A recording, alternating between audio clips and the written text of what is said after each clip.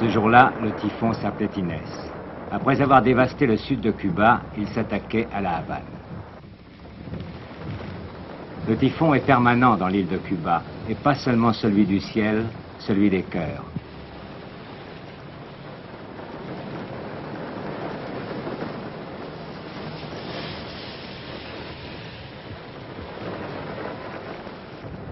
Mais ces tumultes accumulés, combien d'ouragans contradictoires les dérobent à notre vue? Où sommes-nous? Derrière un rideau dont le fer serait fait de canne à sucre, ou bien au paradis équatorial du socialisme?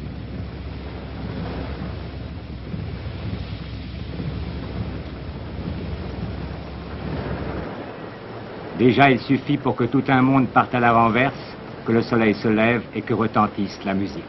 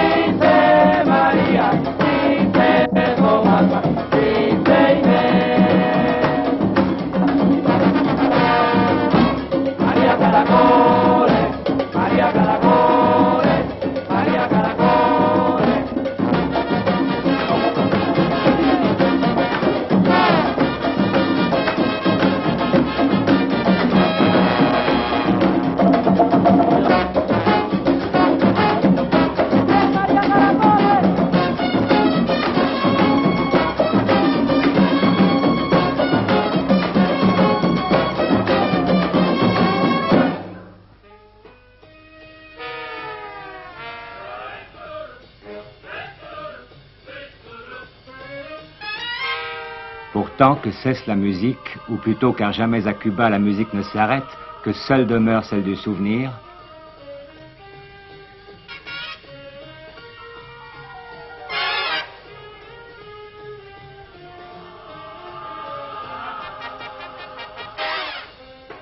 Alors la ville paraît étrangement abandonnée. Une haute façade hantée par de rares fantômes comme des ombres éclairées. Ce que nous étions prêts à prendre pour un nouveau Manhattan s'effrite soudain devant nos yeux. Le mirage tombe en ruine. Seul demeure le squelette de la beauté.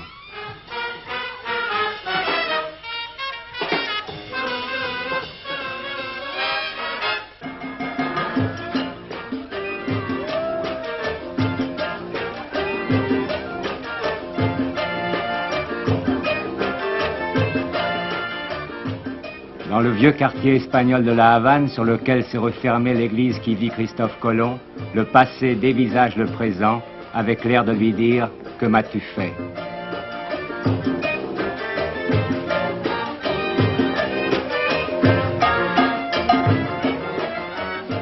Les autos elles-mêmes, dinosaures d'acier conscients d'être les derniers de leur espèce, ressemblent aux vestiges d'une autre civilisation.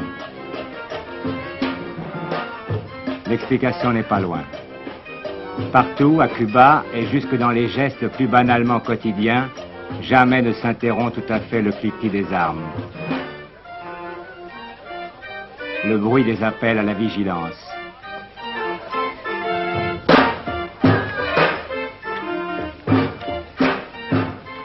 Il y a eu une révolution ici, on ne l'oublie pas. Comment l'oublier ?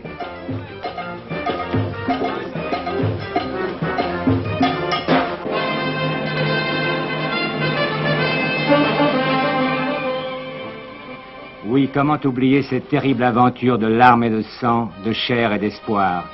Tout se déclencha le 31 décembre 1958. Cela faisait des années que le peuple luttait contre une des plus macabres tyrannies de l'histoire.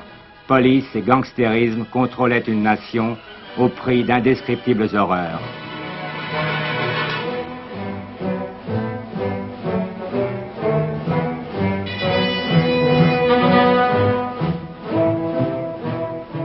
1er janvier 1959, c'était la victoire. Le dictateur Batista prenait le chemin de l'exil. Il se porte d'ailleurs toujours bien. La révolution cubaine entrait dans la légende.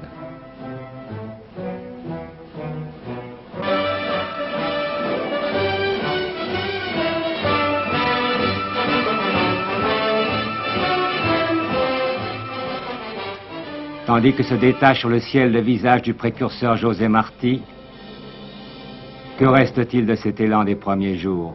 D'abord, un des plus émouvants musées du monde, un musée où les héros morts remplaceraient les toiles de maître.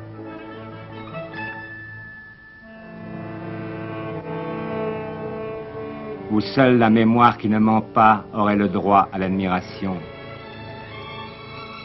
Un musée qui mélange la mort et la vie.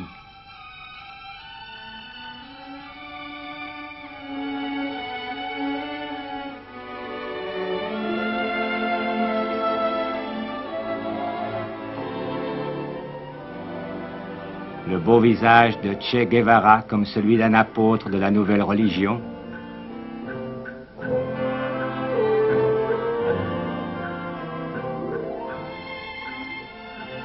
Et Camillo Cifuegos, celui qui n'aurait jamais dû mourir.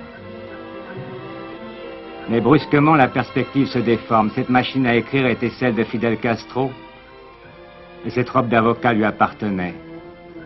Tout l'attirail de sa gloire, mérité certes, mais étalé jusqu'à la complaisance, paraît s'être donné rendez-vous sur ses murs. Fidel Castro, ici, là et toujours et partout. À propos du culte de la personnalité, veuillez vous reporter à vos révolutions habituelles. Ce sont d'abord ces exploits que vantera ce film consacré aux années noires que l'on projette en permanence dans la petite salle de spectacle du musée.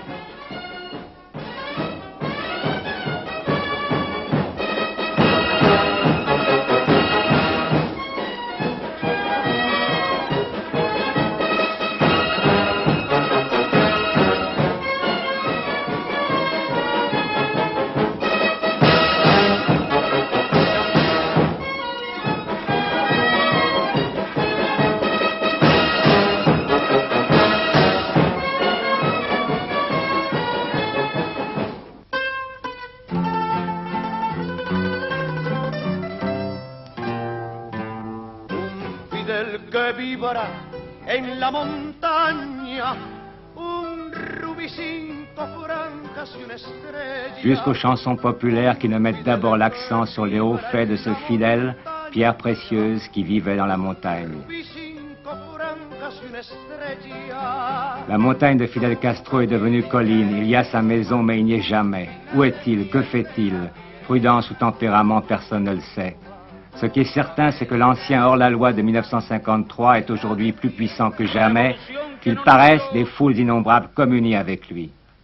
En los cuarteles de un ejército, revolución que no nació de la conspiración de un grupito de militares, revolución que nació del pueblo, de las entrañas del pueblo. No de las altas jerarquías políticas. Mais cet homme vêtu de multitudes, c'est un homme seul. Revolución que nació en las filas de lo más humilde del pueblo. Orlando Curbera, son ami de toujours, est en prison pour 25 ans. Che Guevara a disparu, aucune trace de lui depuis un an, et courent à ce sujet les rumeurs les plus folles. Camillo, le meilleur garant peut-être de la révolution cubaine, Camillo ne sourira plus.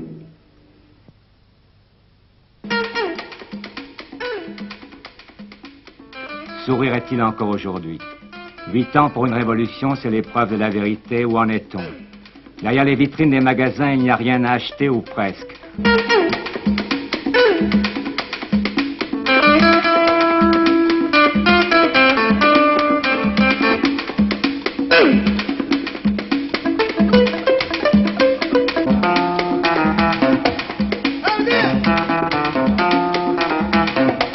À cause des difficultés économiques, de l'isolement de Cuba, Vous êtes obligé d'avoir ce que vous appelez la distribution, est ce que nous appelons chez nous en France autrefois les tickets d'alimentation. Oui.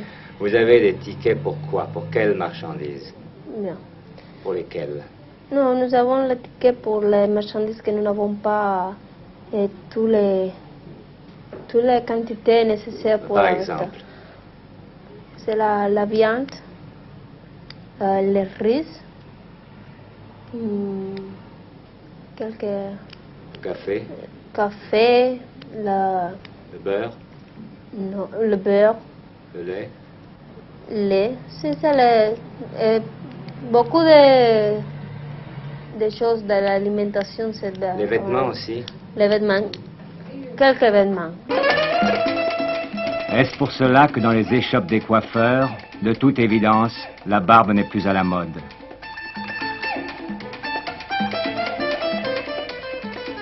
Et que ce magnifique spécimen appartient désormais au domaine du jeu de hasard.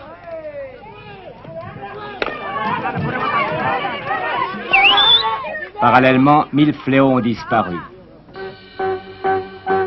Sur cette plage, par exemple, comme sur toutes les plages de Cuba, seuls avaient le droit jadis de se baigner ceux qui en étaient les propriétaires. C'est impensable, mais c'est ainsi.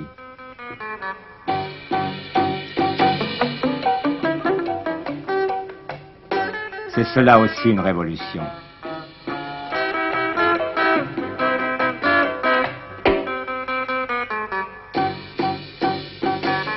Et ceci encore.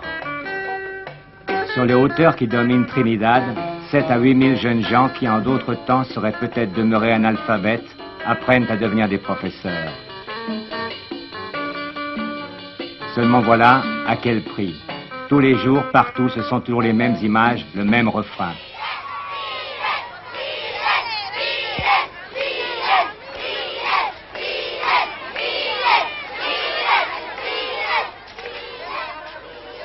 Au nom de la défense de la Révolution, personne qui n'ait sans cesse l'impression qu'un œil ne le dévisage commence en lâcheté nier le malaise qui en résulte.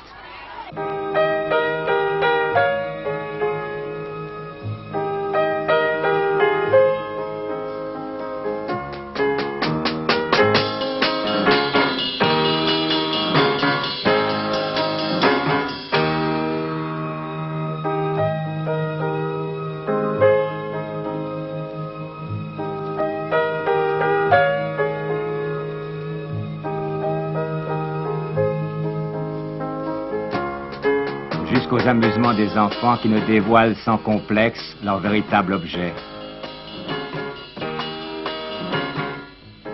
Et la joie ne s'anime qu'au rythme de la publicité politique.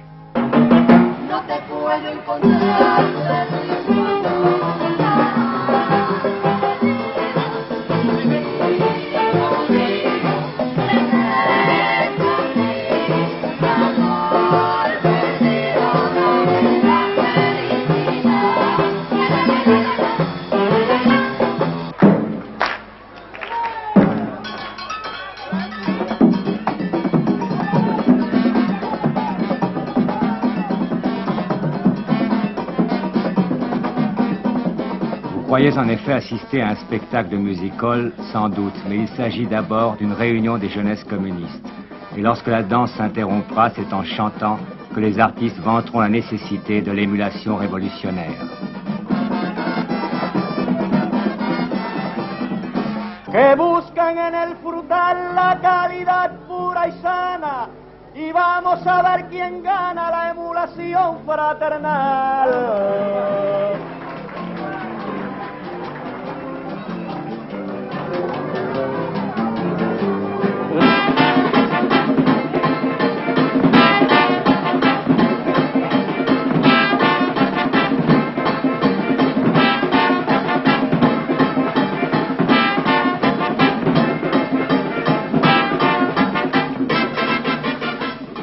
Même les innocents cigares ne sont pas épargnés. Pendant qu'ils travaillent, c'est la voix d'un commentateur inspiré que les ouvriers ont la mission d'entendre. El canciller cubano criticaba vigorosamente las maniobras del imperialismo norteamericano contra las guerras de liberación.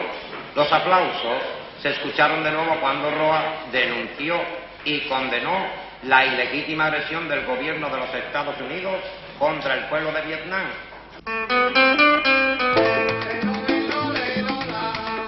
résultat, une nouvelle génération est en train de naître. Touchante comme la foi des premiers âges,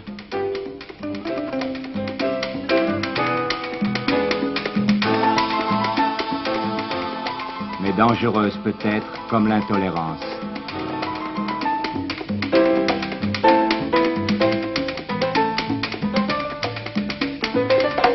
Que pensez-vous de Fidel Castro? Fidel c'est un grand dirigeant, un grand homme, un grand marxiste-léniniste, avec un grand esprit d'internationalisme prolétaire. Et il est le dirigeant qui marche à l'avant-garde de notre peuple jusqu'à la consolidation de notre révolution socialiste. Moi, on m'a dit qu'à Cuba, personne n'était sûr de dormir le soir dans son lit. Est-ce que vous le pensez? Ah? Que personne n'était sûr le matin qu'il dormirait dans son lit le soir. Non. Est-ce que vous pourriez épouser un homme qui ne serait pas un communiste? Il doit être communiste. Il doit être. Oui. À votre avis, est-ce que le communisme est la seule doctrine politique qui puisse avoir raison? Oui. Pour que cette conviction ne trouve pas de brèche par laquelle s'évader, tout est mis en œuvre. À Cuba, la vie se déroule au rythme d'un calendrier où figureraient peu de saints, mais sans cesse honorés.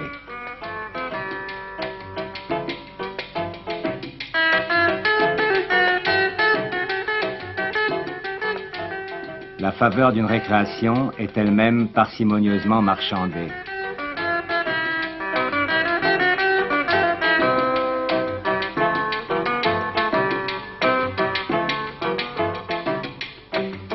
Encore faut-il y consacrer quelques patience avant d'en déguster la coupe.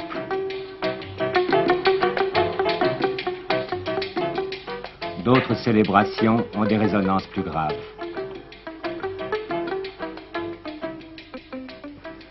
Nous sommes ici à la Playa Girón, sur la baie des Cochons. C'est un endroit qui est devenu fort célèbre un certain jour de 1961, le 17 avril très exactement, à 2h30 du matin, parce que ce jour-là, une troupe d'environ 1500 mercenaires venus du Guatemala en passant par le Nicaragua a tenté de débarquer pour renverser le régime de Fidel Castro. Il a fallu cependant moins de 72 heures pour que les troupes royalistes de Fidel Castro parviennent à écarter le danger, à faire 1179 prisonniers sur ces 1500 hommes, à détruire la majorité de leurs avions, 25 environ, et à faire retourner les bateaux où ils étaient partis. Cette tentative est la dernière du genre. On peut se demander alors pourquoi, depuis, il n'y a pas eu de nouvelles tentatives d'invasion. C'était pourtant assez facile quand on y pense.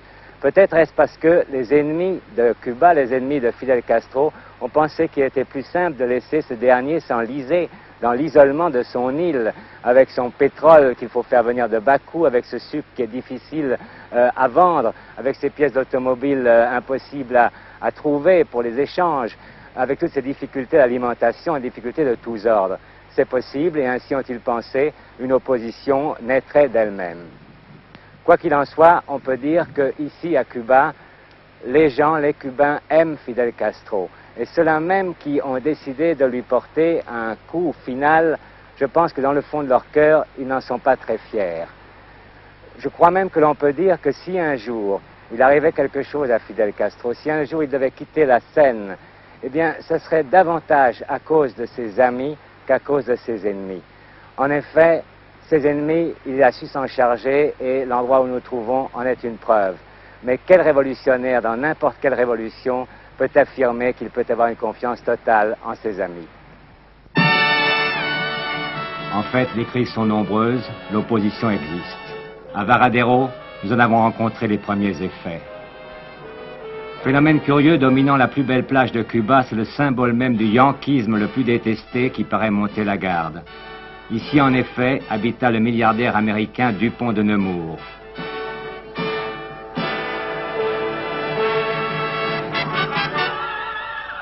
Ses souvenirs ont été soigneusement respectés.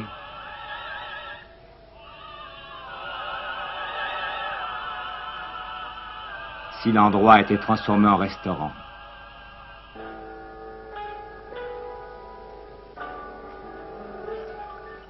Cela aussi, c'est Cuba. Vers la Floride toute proche, c'est de là que s'enfuient puis qu'ils ne partent ceux qui ne comprennent plus leur pays, ceux que leur pays ne comprend plus. Qui sont-ils?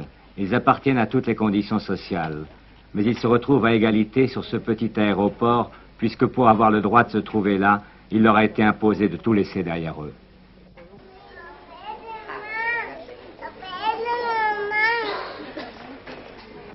Álvaro Álvarez Puig, María Valdés Castillo,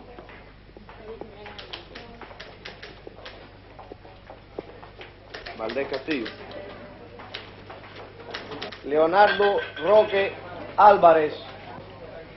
Combien sont-ils? De 170 à 200 répartis dans les 2 avions quotidiens que les États-Unis ont l'autorisation de faire atterrir à Varadero. Esther Guerrero Navarro, Matilde Juara Barruete,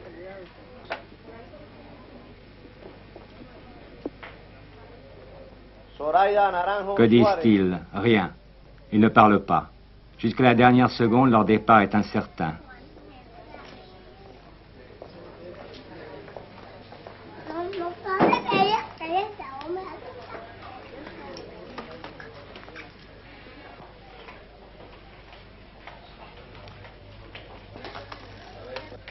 À peine, devant le premier fonctionnaire américain, l'ébauche d'un sourire.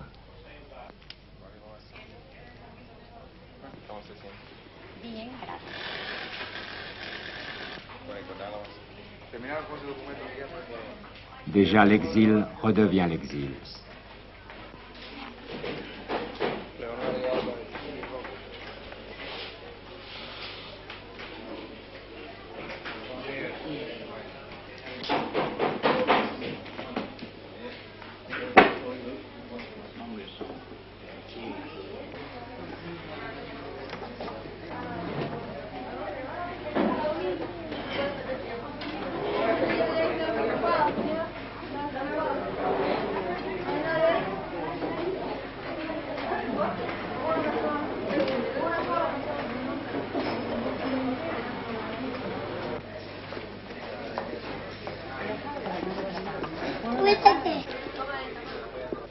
Jusqu'à la porte de sortie, le drame se poursuivra.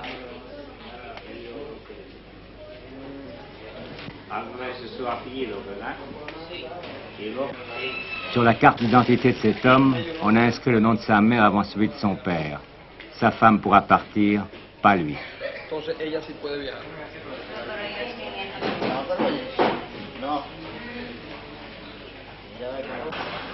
Quant aux autres, qu'est-ce que vous fallait faire comme travail aux États-Unis?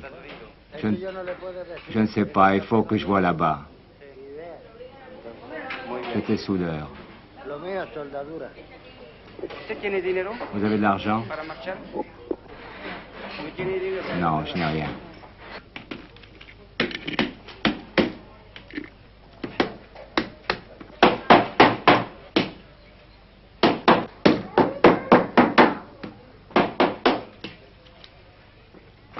Dans une demi-heure, cela sera Miami.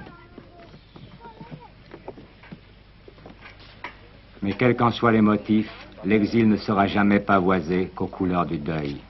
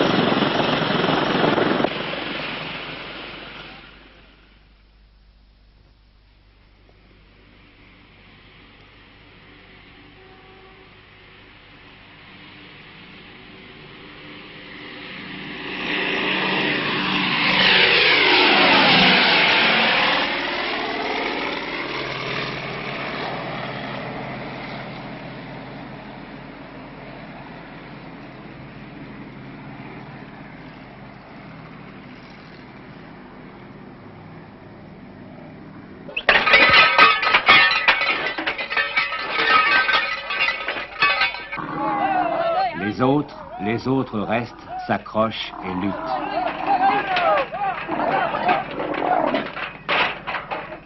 Ils luttent parce qu'ils n'oublieront jamais comment ils vivaient avant, comment leurs enfants vivraient si. La nostalgie de la douceur de vivre et toutes les neurasthénies du bonheur, cela sera pour plus tard.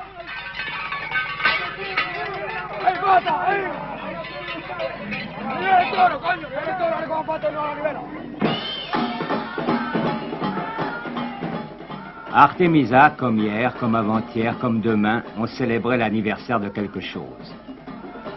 Mais si, comme à l'ordinaire, cela commence à la façon d'une fête,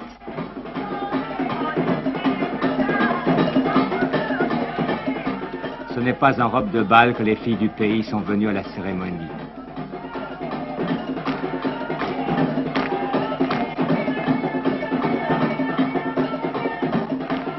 Les membres du gouvernement, pour prendre la température de l'enthousiasme, arborent des tenues qui donnent à rêver.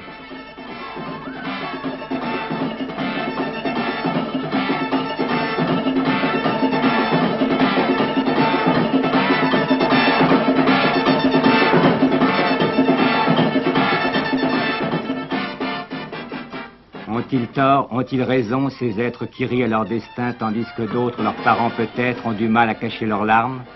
Le vrai danger serait que ce peuple courageux qui lutte contre un monde hostile oublie un jour qu'une civilisation fait toujours un pas en arrière quand elle décide de nier l'enrichissement du doute.